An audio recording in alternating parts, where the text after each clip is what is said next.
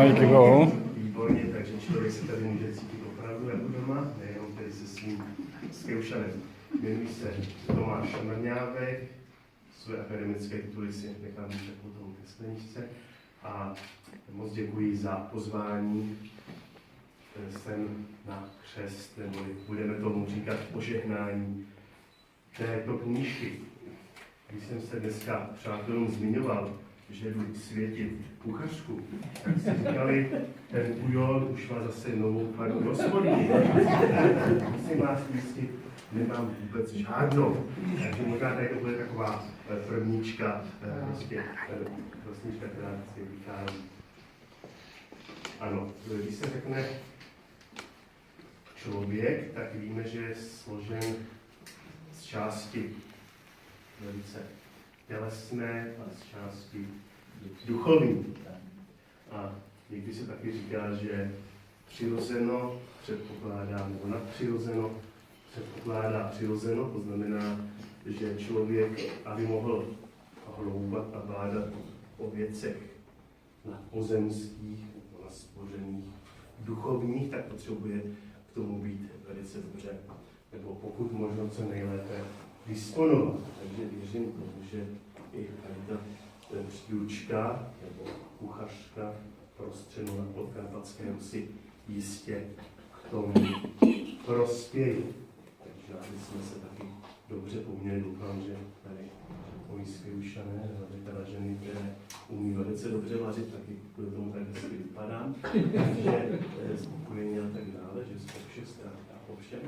Takže doufám, že taky ukáží, co z toho vyčetli a co z toho dokáží v praxi aplikovat. Ale také člověk je tedy ta hmotná stránka i ta duchovní, čili by bylo teďka velmi dobré se pomodlit za nás, za všechny, ale i taky za všechny, kteří budou tuto kuchařku užívat, aby opravdu to, co z toho vytvoří, pokrmy, aby jim opravdu sloužili k větší cti a slávě Boží, a abychom se všichni u nich vždycky zase do toho stolu, co dobré uvolnili, uvařili, abychom se tam vždycky mohli shromáždit. Takže poprosím tady Skeušany, jestli dáme dohromady modlitbu. Во имя Отца и Сына и Святого Духа. Jsi na nebesi, da světíce jméno Tvoje, da přijde cárství Tvoje, da bude vůle Tvoja, jako na nebesích na zemi. Chléb náš nasущný dáš nám dnes, i odstaví nám dluhy naše, jakože i my odstavujeme dlužníkům našim. I nepovedi nás po iskušení, no izbavi nás od lukavého. Jako Tvoje je cárstvo i síla i sláva.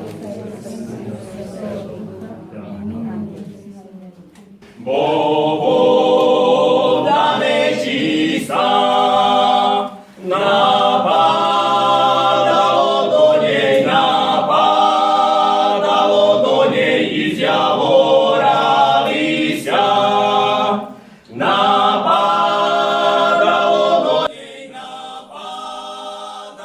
do něj i zjavora lístia.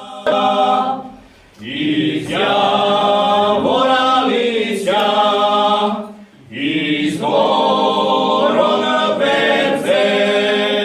Bolí mene,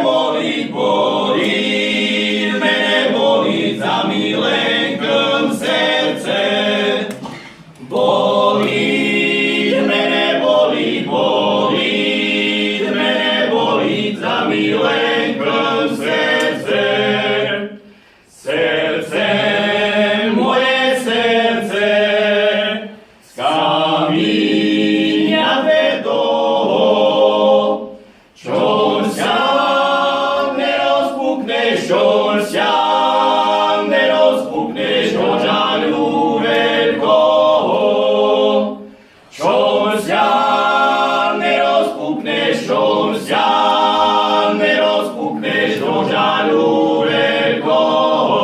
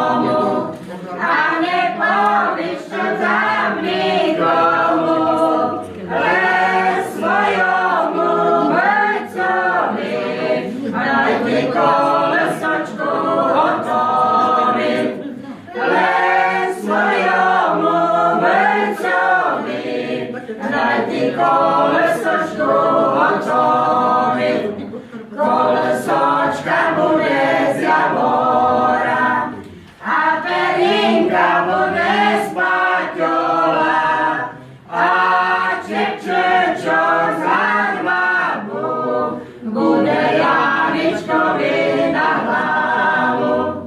A čepčečok z harmabu, bude Janičkovi na hlavu. Červená ružička, kvítka toho jara, najmilejšia nima, Bože, je to pravda, najmilejšia nima, Bože, je to pravda.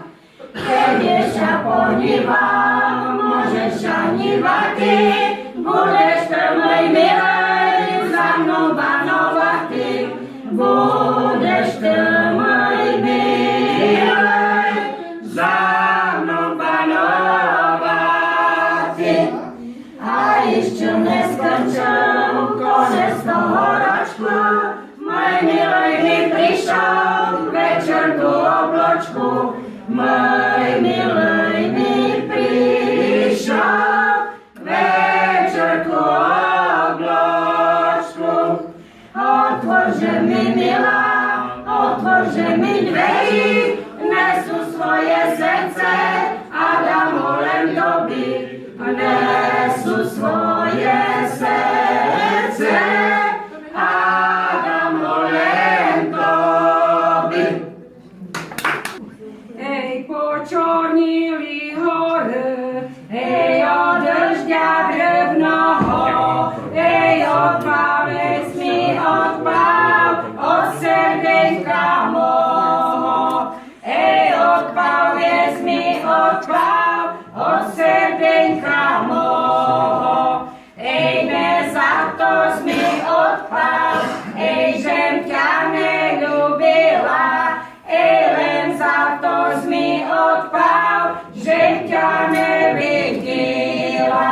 Ej, len za to mi odpáv, že ťa nevidela. Ej, chmarica, burica, ej, bude došť padati, ej, dneska sa to ženiť, što mene mal brati. Ej, dneska sa to ženiť, što mene mal brati. Ej, kadejdu, tadejdu, ej, naša chyža krajňa, ej, ľubiať mene chlopci, bo ja dívka fajna. Ej, ľubiať mene chlopci, bo ja